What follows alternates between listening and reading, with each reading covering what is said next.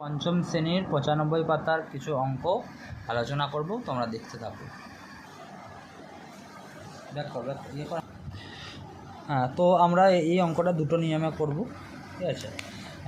ভগ্নাংশের যোগ প্রথমে যেটা করব সেটা এই তিনটে সংখ্যা মানে হরগুলোকে একই করার চেষ্টা করব। কী করে করব? এখানে ৮ আছে, ৮ লিখে নিলাম ১/৮। এবারে এখানে কি রয়েছে? ৪ আছে, তাই না? তা ৪কে কত দিয়ে গুণ করলে ৮ হয়? ৪ দুয়ে, এবার 4কে 2 দিয়ে গুণ করলাম 8 হল। তার উপরেও আমরা 2 দিয়ে গুণ করব। 1কে 2 দিয়ে গুণ করবো 2 হবে। এবার 2কে কত দিয়ে গুণ করলে 8 হবে? 2 4-এ, তাহলে 2কে 4 দিয়ে গুণ করলে 8 হলো। এবার 1কেও 4 দিয়ে গুণ করবো, মানে উপরে যার সংখ্যা নিচে একই সংখ্যা দিয়ে, তাহলে 1কে 4 দিয়ে গুণ করলে 4 হয়। তাহলে দেখো, তোমরা লক্ষ্য করে দেখো যে তিনটে সংখ্যা একই হয়ে গেছে, মানে তিনটে হর একই হয়ে গেছে। তো ভগ্নাংশে হয়ে যাওয়ার পর এখানে আমি লাইন টানছি, তা তিনটে হরকে আমি 8 করে দিলাম, বুঝতে পেরেছি? এরপরে কী করব?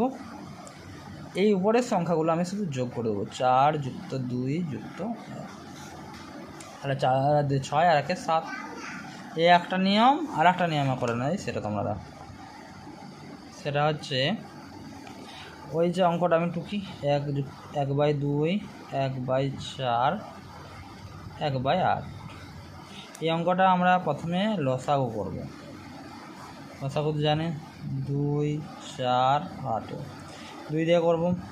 2 1-এ 2, 2 2-গুণে 4, 2 4-এ 8। আবার 2 দিয়ে করবো।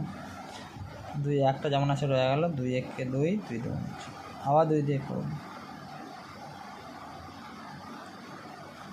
2 1-এ 2, ঠিক আছে। তাহলে লসাগু করলে কত হলো?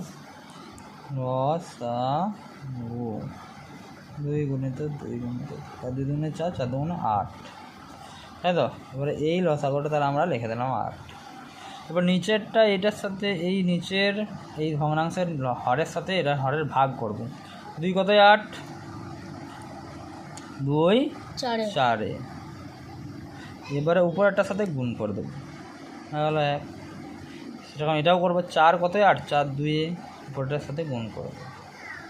এটা হচ্ছে 8 1-এ 8, উপরটার সাথে গুণ করে দেবো। 8 লিখবো। এবার 4 1-এ গুণ করলে 4 1-এ 4, 2 1-এ যোগ করলে 2 1-এ 2, 1 1-এ 8, তাহলে 7/8। বুঝতে পারলি? কোন অঙ্কটা সোজা মনে হচ্ছে এই দুটোর মধ্যে? আচ্ছা, ঠিক আছে।